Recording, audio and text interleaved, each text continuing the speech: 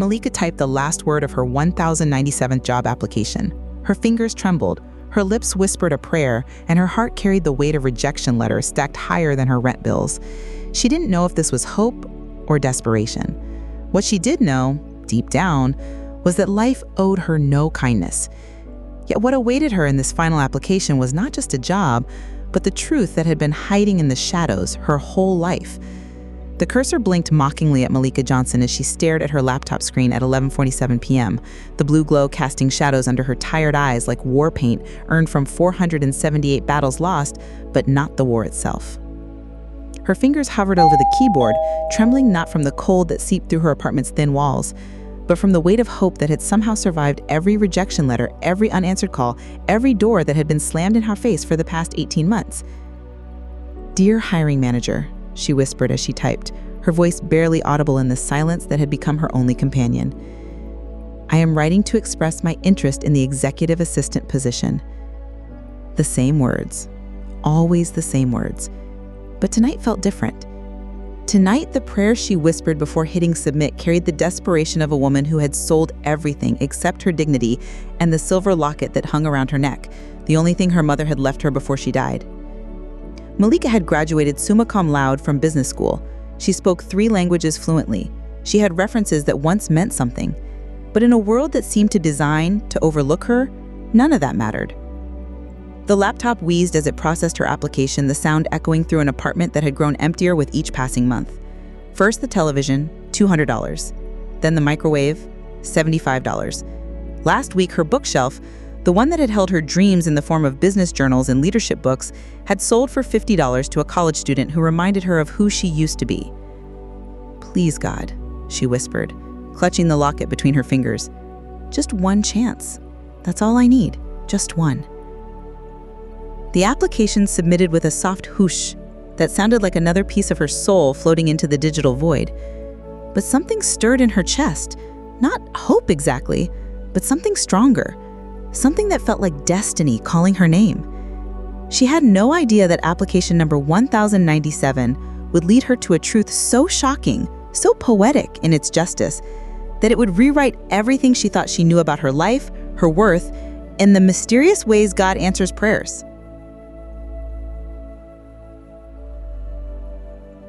The rejections came in waves, each one carrying the sting of something unspoken, something that hung in the air like smoke you could smell but couldn't quite see.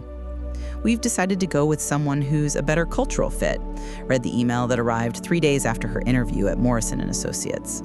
Malika had been perfect for that job, overqualified even. The interviewer had seemed impressed until he saw her walk through the door, and then his smile had shifted into something polite but distant. Cultural fit. The phrase made her stomach twist. "I'm sorry, dear, but we're looking for someone with a more traditional background," the HR manager at Westfield Consulting had said, her voice dripping with the kind of sympathy that felt like acid. Traditional. Another word that meant everything and nothing at once. Then came the interview at TechStart Solutions. "You're certainly qualified," the young hiring manager had said, barely looking up from her resume. "But honestly, we're looking for someone who can really grow with the company. Someone younger, more moldable. Moldable. At 29, Malika was apparently already too set in her ways, too experienced, too something that they couldn't quite name, but definitely didn't want. Each rejection built another brick in the invisible wall that seemed to surround her. She couldn't see it, couldn't touch it, but she felt it every time she walked into an interview room and watched faces change. Every time her name, Malika Johnson, got her a phone interview but cost to the job the moment she appeared in person. She started practicing her smile in the mirror, trying to make herself smaller, more palatable, more what they seemed to want her to be. But even when she dimmed her light, it wasn't enough. They still saw something in her that they didn't like, something that made them uncomfortable, something that made them choose someone else. The statistics haunted her. She'd read them during her sleepless nights. Women earn less, Black professionals face longer unemployment periods, and anyone over 25 was considered experienced in a market that worshipped youth. She was hitting the trifecta of discrimination, and nobody wanted to admit it existed. But Malika refused to break. Each morning, she got up, put on her best outfit, and prepared for battle. She researched companies until her eyes burned. She practiced interview questions until the answers felt like poetry. She showed up, again and again, to rooms full of people who had already decided she didn't belong. The locket around her neck had become her anchor. When the walls closed in, when the rejections made her question everything about herself, she would touch that cool silver and remember her mother's voice. "Baby girl, they can't take your worth away from you. They can only refuse to see it." "Maybe it's time to be realistic, sweetheart." The words hit Malika like a slap across the face, especially coming from Dr. Patricia Williams, the woman who had been her mentor since graduate school, the woman who had always pushed her to dream bigger, reach higher, never settle for less than she deserved. They sat in Dr. Williams' corner office at the university, surrounded by awards and accolades that spoke to a lifetime of breaking barriers and shattering glass ceilings. The very same woman who had once told Malika she could change the world was now suggesting she aim for the mailroom?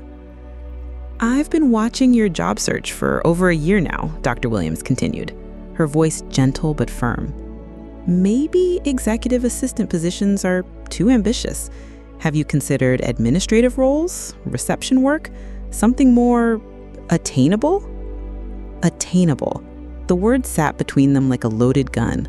"But you always told me to aim high," Malika said, her voice barely a whisper. "You said I had the skills, the education, the drive to do anything." Dr. Williams sighed, and in that sigh, she heard the sound of dreams deflating. "I still believe that, dear, but sometimes the world isn't ready for what we have to offer. Sometimes we have to work within the system instead of trying to change it." "Work within the system?" Malika's voice rose, disbelief coloring every word. "You mean accept that they'll never see me as equal? Accept that my degree means less because of the color of my skin? Accept that I should be grateful for whatever scraps they throw my way?" "I mean, be practical," Dr. Williams shot back, her patience wearing thin. "You can't eat dignity, Malika. You can't pay rent with principles. You need a job, any job, and you need it now." The silence that followed was deafening. Malika stared at the woman who had been her hero, her role model, her proof that success was possible for someone like her. And now that same woman was telling her to give up, to settle, to accept that the dreams they had nurtured together were too big for the reality she faced. "What happened to you?"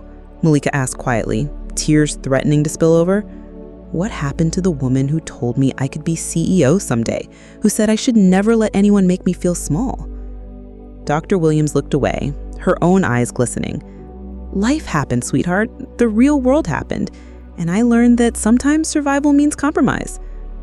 But as Malika walked out of that office, something hardened inside her chest. If her mentor, the person who was supposed to believe in her most, had given up on her dreams, then she would have to believe in them enough for both of them. That night, she clutched her mother's locket and made a promise. She would rather fail, reaching for the stars, than succeed, settling for the gutter. Some things were worth more than security. Some dreams were worth more than safety. She had no way of knowing that her refusal to lower her standards would soon place her face to face with a man who would test every ounce of strength she had left. The couch sold on a Tuesday. Malika watched from her window as two college students carried away the burgundy sectional where she had spent countless nights studying, dreaming, and planning her future. 3 years of payments reduced to $300 cash that would barely cover 2 weeks of groceries. "It's just furniture," she whispered to herself, but her voice cracked on the word just. Nothing was just anything anymore when you were selling pieces of your life to survive. The dining table went next. The one her mother had saved for months to buy, the one where they had shared every birthday cake and holiday meal before cancer took her away. The young couple who bought it talked excitedly about their first apartment as they loaded it into their truck. They had no idea they were driving away with the last place Malika had felt like she belonged to a family. Each sale felt like surgery without anesthesia. The bookshelf that had held her business journals and leadership biographies, $50 to a student who promised to take good care of it. The desk where she had written her thesis on breaking barriers in corporate leadership, $75 to someone who probably had no idea of the irony. The hardest was the coffee table, not because it was worth much, only $25, but because of what lay hidden underneath. Before lifting it, she had to retrieve the manila folder she had taped to its bottom, her mother's death certificate, her birth certificate, and the only photo she had of her parents together. Her mother, radiant and young, wearing the silver locket, a man with his arm around her, his face torn away by time and her mother's anger. "Don't sell the locket, baby girl," her mother had whispered in those final days, her fingers weak but insistent as they touched the silver chain. "No matter how hard things get, don't sell the locket. It's more important than you know." Now, with her savings down to $147 and rent due in 5 days, Malika understood the temptation her mother had warned against. The locket was sterling silver, antique, probably worth enough to buy her another month of survival. She had researched it online, found similar pieces selling for $400, sometimes more. But every time she reached for the clasp, her mother's voice stopped her. Some things were worth more than money. Some things held mysteries that money couldn't solve. Her apartment echoed now, sound bouncing off bare walls and empty spaces. She sat on her air mattress, the only bed she could afford, and surveyed her kingdom of nothing. A single lamp, a laptop that wheezed with exhaustion, a few dishes, and scattered across the floor, job applications that had become her full-time occupation. The landlord's number was saved in her phone. In 2 days, she would have to call him, explain that she needed more time, beg for mercy from a man who had shown her none. The eviction notice would come next, and then she would be another statistic, another story of dreams deferred and dignity lost. But as she touched the locket around her neck, something stirred inside her. Not hope. She had used that up. Something deeper. Something that whispered that this emptiness wasn't an ending, but a clearing. That sometimes you had to lose everything you thought you needed to find everything you actually needed. Tomorrow she would look for more jobs. Tomorrow she would keep fighting. Tonight she would sit in her empty apartment and remember that her worth had never been measured by her possessions anyway. The eviction notice arrived on a Thursday, crisp and clinical in its cruelty. Final notice: you have 72 hours to vacate the premises or legal action will be taken. Malika stared at the paper until the words blurred together. 72 hours to pack up what little remained of her life and go where? She had no family left. Her friends had stopped returning calls months ago, tired of her constant struggle, weary of being asked for help she couldn't repay. She sat on her air mattress with her laptop balanced on her knees, mechanically scrolling through job boards she had memorized by heart. The same positions posted and reposted, the same companies that had already rejected her, the same cycle of hope and disappointment that had defined her last 18 months. That's when she saw it. Executive Assistant to CEO, Sterling Enterprises. Immediate opening, competitive salary, confidential interviews. Her heart skipped, not with hope, she had trained herself out of that, but with recognition. Sterling Enterprises. She had applied there before, 6 months ago, and never heard back, not even a form rejection letter. But something about this posting felt different. Posted just an hour ago, the job description was vague, almost mysterious. And there, buried in the fine print, seeking candidate with exceptional discretion, unwavering loyalty, and the ability to handle sensitive matters with complete confidentiality. It felt like destiny talking, though Nalika had stopped believing in destiny somewhere around rejection number 200. Her fingers moved across the keyboard before her brain could stop them. She had nothing left to lose. In 72 hours, she would be homeless anyway. What was one more rejection added to the pile? But as she crafted her cover letter, something shifted inside her. Instead of the careful, measured language she had perfected over hundreds of applications, she found herself writing with raw honesty. Dear hiring manager, I am not the safe choice. I am not the easy choice. I am the woman who has been rejected 477 times and still believes she deserves a seat at your table. I am the candidate who has sold everything she owns to chase a dream that everyone tells her to abandon. I am the person who will work harder than anyone else you interview because I know what it means to have nothing and everything to prove. She paused, her fingers hovering over the delete key. This wasn't how cover letters were supposed to sound. This wasn't professional or polished or safe.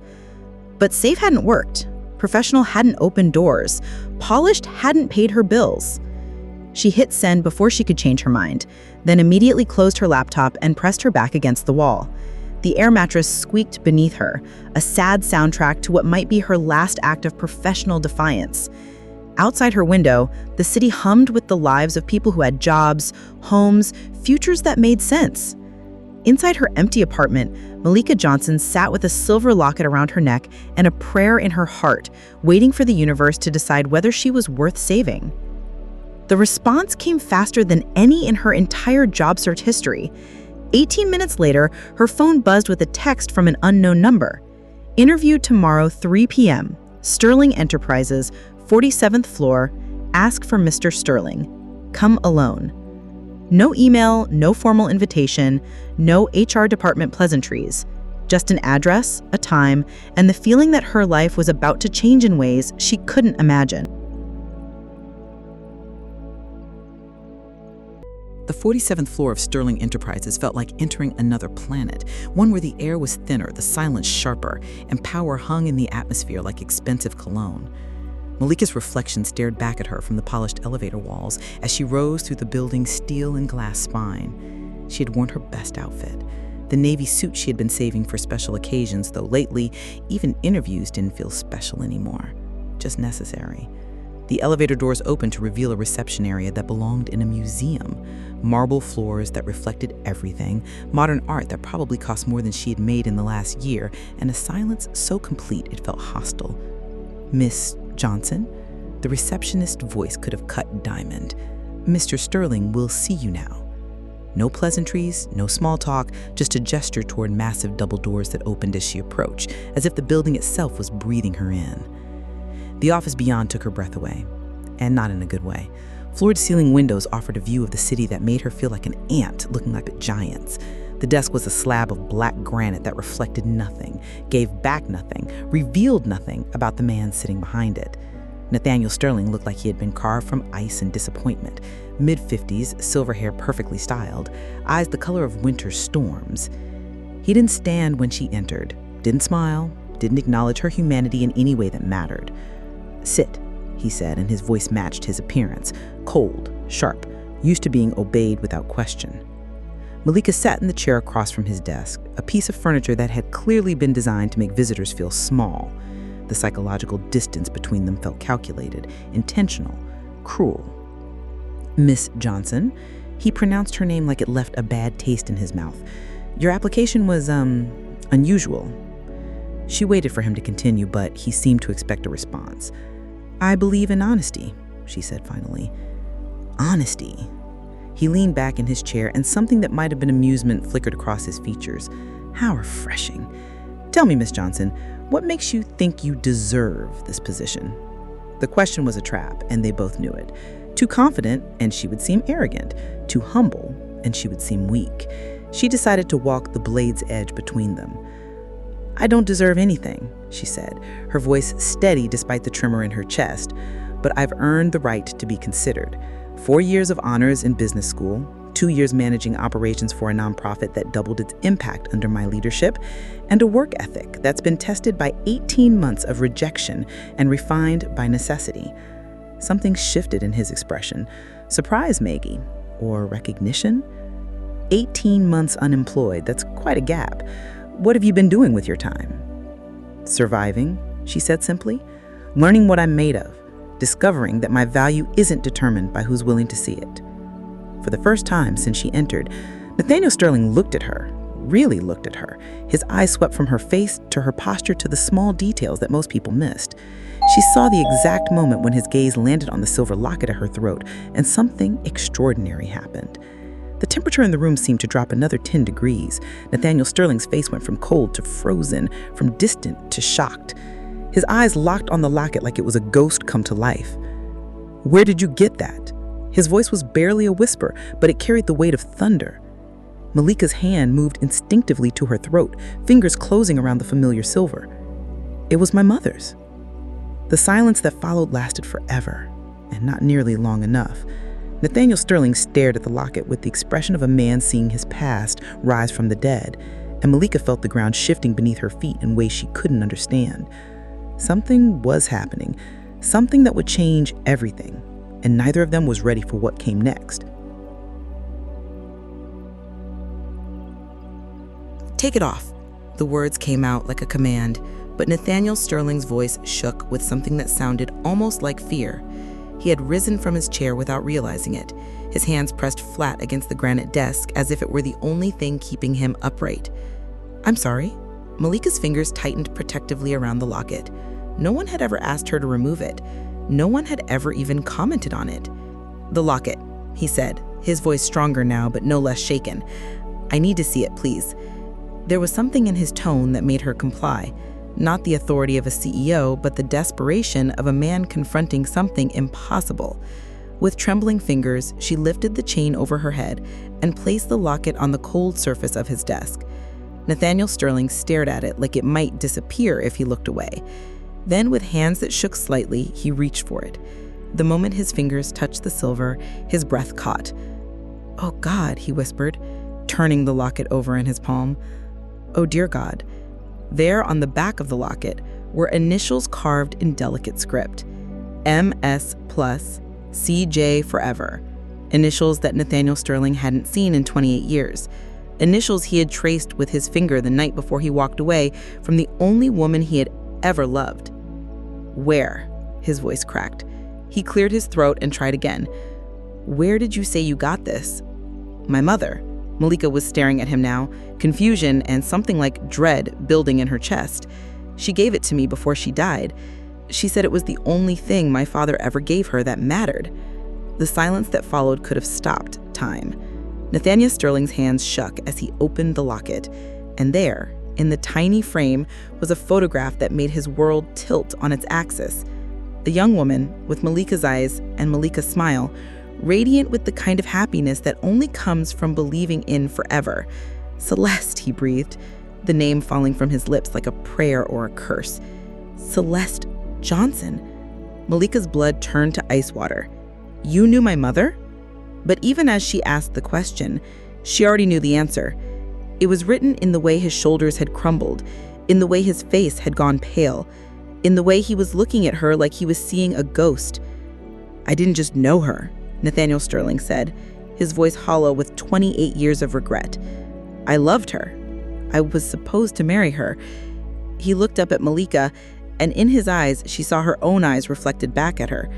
"And if my math is correct, if the timing is right, then you're—" "No." The word exploded from Malika's chest like a physical blow. "No, that's impossible. My father left before I was born. My mother never told me his name. She said he was a coward who ran when things got difficult." Nathaniel Sterling flinched as if she had struck him. And in that flinch, Malika saw the truth she didn't want to accept. "She was pregnant," he said, more to himself than to her. "She was pregnant, and I left. I left because I was young and scared and stupid, and I thought I had time to figure things out. I thought I could come back when I was ready." He laughed, but it was a sound full of broken glass. "I never came back." The room spun around Malika. The man sitting across from her, this cold, powerful, intimidating man, was her father. The father who had abandoned her mother. The father whose absence had shaped every insecurity, every doubt, every desperate need to prove herself worthy of love. "You're him," she whispered, the words tasting like poison.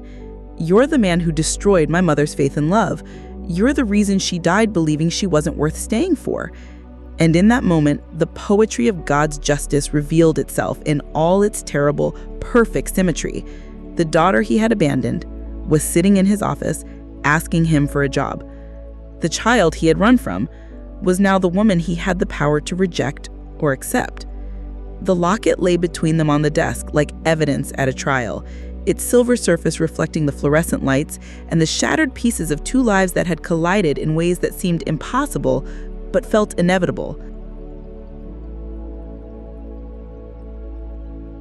The silence stretched between them like a chasm filled with 28 years of consequences until Malika's voice cut through it like a blade. "Tell me about her." It wasn't a request. It was a demand from a daughter who had spent her entire life wondering why she wasn't worth staying for, directed at the man who held all the answers she had never been allowed to ask for. Nathaniel Sterling, her father, looked like he had aged a decade in the past 10 minutes. The powerful CEO had crumbled, leaving behind a man haunted by choices that could never be unmade. She was— He stopped, started again. Celeste was the most beautiful person I had ever met, not just physically, though she was stunning, beautiful in her soul. She saw good in everyone, believed in everything, trusted completely. His voice broke. She trusted me. And you left her. The words came out flat, accusatory, final. I was 26 years old and terrified. He looked up at Malika, searching her face for any trace of understanding, finding only the cold judgment he deserved. I had just started this company. I was drowning in debt, working 18-hour days, sleeping on couches. When she told me she was pregnant, he paused, running his hands through his silver hair that Malika now realized was the same texture as her own. I panicked. I told myself I needed time to get my life together, to become the man you both deserved. I promised her I'd come back when I could provide for a family. I promised I'd make it right. But you never did. I tried. The defense came out desperate, pathetic. 3 years later, when the company finally turned profitable, I went back to her apartment. But she was gone. No forwarding address, no way to find her. I hired investigators. I searched for years. She moved back home, Malika said quietly, to Louisiana, to take care of my grandmother who was dying. She waitressed at a diner and raised me alone while you were building your empire. Each word hit him like a physical blow. Louisiana? He repeated, as if the word explained everything and nothing. I never thought to look in Louisiana. She worked double shifts to pay for my school clothes. She skipped meals so I could eat. She wore the same dress to every parent-teacher conference because she spent her money on my education instead of herself. And you know what she told me when I asked about my father? Nathaniel braced himself. She said he was a good man who made bad choices. She said he would have loved me if he had stayed. Even after everything, she protected you. She made me believe that maybe someday you might come back. Malika's voice rose. But you were here the whole time, weren't you? Building this monument to your success while we struggled to survive. I didn't know. The words came out broken and inadequate. If I had known where you were, you would have what? Sent money? Visited on weekends? Been a real father? She stood up abruptly, pacing to the windows that looked out over the city. Or would you have found another excuse to run? The question hung in the air like an accusation, and Nathaniel Sterling, the man who commanded boardrooms and controlled millions of dollars, had no answer that could justify 28 years of absence. She died believing she wasn't enough, Malika said, her back still to him. Cancer took 18 months to kill her, and she spent every day of those 18 months apologizing to me for not being able to give me a father. She blamed herself for your choice to leave. No, he said, the word came out strangled. She was everything. She was what? Malika spun around to face him. The love of your life? Your soulmate? The one who got away?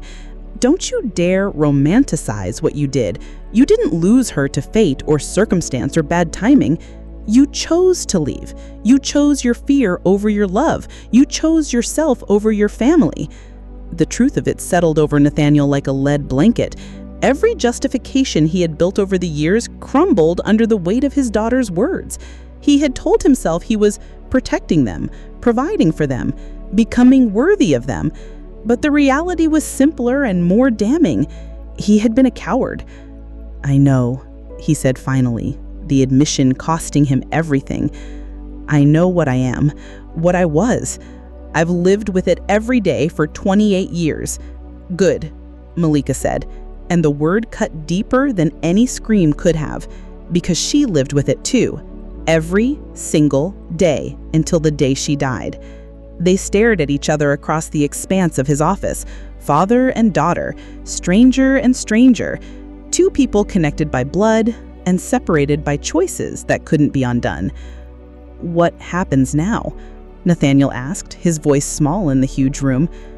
Malika looked at him, really looked at him for the first time since the revelation. She saw her own eyes in his face, her mother's stubborn chin in his jawline. She saw the successful man he had become and the broken boy he had been. She saw the father she had dreamed of and the coward her mother had protected her from knowing. "Now," she said, walking back to his desk and picking up the locket, "you have a choice to make. The same choice you made 28 years ago, but with 28 years of wisdom to guide you." She fastened the chain around her neck, the silver cool against her skin. "You can reject me again, deny me this job, send me back to my empty apartment and my eviction notice. You can choose your comfort over my future, just like you chose your fear over my mother's love." She moved toward the door, then paused with her hand on the handle. "Or you can choose differently this time. You can choose to see that the daughter you abandoned grew up to be everything you could have hoped for despite your absence, not because of your protection. You can choose to bet on me the way my mother did every single day of my life." She opened the door, then looked back one final time. "The interview is over, Mr. Sterling. Now you get to decide what kind of man you want to be at the end of your life. Choose wisely. You won't get another chance." And with that, Malika Johnson walked out of her father's office, leaving him alone with 28 years of regret and the weight of a decision that would define them both. 3 days passed, 3 days during which Malika sat in her empty apartment, surviving on peanut butter sandwiches and tap water, waiting for an answer that might never come. The eviction notice had expired, but somehow her landlord hadn't called. Somehow the sheriff hadn't arrived with papers. Somehow, impossibly, she was still housed and still hoping. On Thursday morning, her phone rang. "Miss Johnson?" The voice was crisp, professional, unfamiliar. "This is Sarah Phillip, executive assistant to Mr. Nathaniel Sterling. He would like to schedule a follow-up meeting with you today at 2 p.m. if you're available." Malika's heart hammered against her ribs. "A follow-up meeting?" "Yes, ma'am. There are some matters he'd like to discuss with you. Shall I confirm your attendance?" The walk back to Sterling Enterprises felt different this time. The same building, the same marble lobby, the same elevator that carried her to the 47th floor, but Malika felt different, not like a supplicant begging for scraps, but like a woman who had spoken truth to power and lived to tell about it. The receptionist's smile was warmer this time, the waiting was shorter, and when the massive double doors opened, Nathaniel Sterling was standing beside his desk instead of hiding behind it. He looked like he hadn't slept in days. His expensive suit couldn't hide the weight he seemed to be carrying, the way his shoulders curved inward like a man protecting a wound, but when he looked at her, there was something new in his eyes, something that looked almost like respect. "Malika," he used her first name, and it sounded strange in his voice. "Thank you for coming."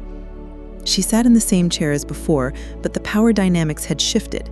She wasn't the desperate job seeker anymore, and he wasn't the untouchable CEO. They were just two damaged people trying to figure out how to move forward. "I've been thinking," Nathaniel said, settling into his chair but keeping his posture open, less defensive, "about what you said, about choices, about the man I want to be at the end of my life." Malika waited, saying nothing. He continued, "I've made a list of all the ways I failed you, all the ways I failed your mother. It's extensive." He looked up at her, and she saw something she hadn't expected: humility. "I can't undo 28 years of absence. I can't bring your mother back or give you the childhood you deserved.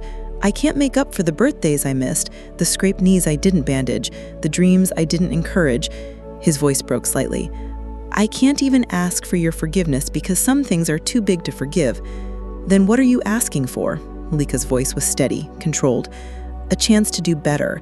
Not as your father, I forfeited that right long ago, but as a man who recognizes excellence when he sees it, who understands that you became extraordinary not because of me, but in spite of me." He reached into his desk drawer and pulled out a piece of paper covered in his handwriting. "Sterling Enterprises is offering you a position as executive assistant to the CEO. The salary is $85,000 per year, with full benefits, 3 weeks paid vacation, and a comprehensive professional development budget." He slid the folder across the desk to her. "You would be working directly with me, managing my calendar, handling sensitive communications, and serving as my liaison with other department heads." Malika opened the folder, scanning the offer letter with eyes that didn't quite believe what they were reading. It was more than she had dared to hope for, more than she had ever been offered. "Why?" she asked. "Because you're qualified, because you're brilliant, because you have the kind of integrity this company needs." He paused. "And because justice may be slow, but it's also thorough. You deserve this job, Malika. You've always deserved it." She looked up from the papers to find him watching her intently. "There's no nepotism here," he added quickly. "No special treatment because of our connection. You'll be held to the same standards as any other employee. Higher standards, probably, because people will be watching." "And if I take this job," she asked, "what happens between us?" Nathaniel was quiet for a long moment. "Nothing, unless you want something to happen. I'm not trying to buy your affection or earn your forgiveness. I'm offering you what you came here for in the first place, a chance to prove yourself in a role you're more than capable of excelling in." Malika closed the folder and looked around the office, the same cold, intimidating space where she had sat 3 days ago, desperate and powerless. Now it felt different. Now she felt different. "I have conditions," she said. "Name them. First, I want my mother's picture on my desk, the one from the locket. She deserves to be remembered in the success she made possible." Done. "Second, I want to establish a scholarship fund in her name, the Celeste Johnson Memorial Scholarship for Single Mothers Pursuing Higher Education, funded by Sterling Enterprises, administered by me." Nathaniel's eyes misted. "Of course." "Third," Malika stood up, her voice gaining strength, "if you ever use our relationship to manipulate me, control me, or make me feel obligated to you in any way, I walk. No notice, no explanation. I walk and I never look back." "Understood." She extended her hand across the desk, the same desk that had separated them during their first meeting, now bridged by respect and hard-won understanding. "Then I accept your offer, Mr. Sterling. I look forward to working with you." As their hands met in a professional handshake, both of them understood that this wasn't a fairy tale ending. This wasn't a father and daughter reunited in perfect harmony. This was something more complex and more real. Two adults choosing to move forward with dignity, building something new from the ruins of what could have been. Outside the floor-to-ceiling windows, the city stretched endlessly, full of other people fighting their own battles, carrying their own burdens, searching for their own justice. And in that moment, Malika Johnson understood that God's justice wasn't always about getting what you thought you wanted. It was sometimes about getting exactly what you needed to become who you were meant to be. 6 months later, Malika Johnson walked into Sterling Enterprises wearing a confidence that fit her better than any designer suit ever could. Her desk sat outside Nathaniel Sterling's office, the same office where she had once begged for consideration, now the command center from which she managed the daily operations of a multi-million-dollar company. And there, in a place of honor beside her computer, sat a framed photograph of her mother, young and radiant, wearing the silver locket that now hung around Malika's neck every day. "Good morning, Miss Johnson," came the familiar greeting from colleagues who had learned to respect her competence long before they knew her story. She was known throughout the building not as the CEO's long-lost daughter, but as the woman who had transformed the chaos of executive operations into a symphony of efficiency. The Celeste Johnson Memorial Scholarship had awarded its first grants the month before, 5 single mothers who would now have the chance to pursue their dreams without choosing between education and feeding their children. Malika had personally interviewed each recipient, seeing her mother's face in their determination and her own story in their struggles. Nathaniel had kept his word. Their professional relationship remained exactly that, professional. He treated her with the same demanding standards he applied to every employee, perhaps even higher. There were no awkward attempts at fatherly advice, no inappropriate gestures toward intimacy they had never shared. They worked together as colleagues who happened to share DNA and a complicated history, nothing more and nothing less. But sometimes, in quiet moments between meetings, Malika would catch him looking at the photograph on her desk with an expression of profound sadness and gratitude. He had lost the chance to know Celeste Johnson as a partner, but through Malika's success, he could honor the woman who raised their daughter to be extraordinary despite his absence. On this particular morning, Malika's assistant, yes, she had her own assistant now, handed her a stack of resumes for a new position in the marketing department. "These are the final candidates for the junior associate role," her assistant explained. "Mr. Sterling asked you to do the initial screening." As Malika flipped through the applications, one caught her attention. The candidate was overqualified for the position, with excellent education and references. But there was a gap in employment, 8 months of unemployment that would make most hiring managers hesitate. Malika smiled, remembering her own journey through that desert of rejection. She picked up her phone and dialed the number on the resume. "Hello, is this Jennifer Bennett? This is Malika Johnson from Sterling Enterprises. I'd like to schedule an interview for you tomorrow afternoon. And Miss Bennett, don't let anyone tell you to lower your standards. Come prepared to show us exactly what you're capable of." As she hung up, she caught her reflection in her computer screen, the same face that had stared back at her from her laptop 18 months ago when she was applying to job number 1097, desperate and running out of hope. But the woman looking back at her now was different, not because her circumstances had changed, but because she had changed. She had learned that her worth wasn't determined by who was willing to recognize it. She had discovered that dignity wasn't something that could be taken from her, only something she could choose to give away. She had found that sometimes the very people who reject you are the ones who need your talents most. They just don't know it yet. The silver locket caught the light as she moved, a reminder that every story contains multiple truths. Nathaniel Sterling would always be the man who abandoned her mother, but he was also the man who recognized her excellence when it mattered most. She would always be the daughter he didn't raise, but she was also the employee who had exceeded every expectation he could have had. Life, she had learned, was less about getting the fairy tale ending and more about writing your own story with whatever materials you were given. Her phone buzzed with a text from an unknown number. "Miss Johnson, this is Jennifer Bennett. Thank you for calling. I've been unemployed for 8 months, and I was starting to think no one would ever give me a chance. Their call literally saved my day. I'll be there tomorrow, and I promise I won't disappoint you." Malika smiled and typed back, "I know you won't. Sometimes God's justice takes longer than we'd like, but it always arrives exactly when we need it most." That evening, as she walked out of Sterling Enterprises into the city night, Malika touched the locket around her neck and whispered a prayer of gratitude, not for the job she had gotten, but for the woman she had become while fighting to get it. Behind her, 47 floors above the street, Nathaniel Sterling stood at his office window watching her disappear into the crowd. In his hand, he held a photograph he had kept hidden in his desk drawer for 6 months. The same photograph that sat on Malika's desk, the last picture ever taken of the woman he had loved and lost through his own cowardice. "I'm sorry, Celeste," he whispered to the empty office.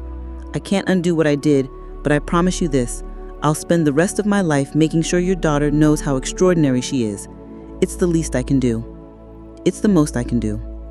And in that moment, both father and daughter understood the same truth. God's justice isn't about punishment or reward. It's about redemption. It's about taking the broken pieces of what was and building something beautiful from what remains. It's about second chances that takes mistakes and transform them into wisdom. It's about love that endures even when the people who should have given it weren't strong enough to stay. And sometimes, if you're very lucky and very patient, it's about finding exactly what you need in the very last place you thought to look, even when that place is sitting across the desk from the man who taught you that you were strong enough to survive anything, including his absence.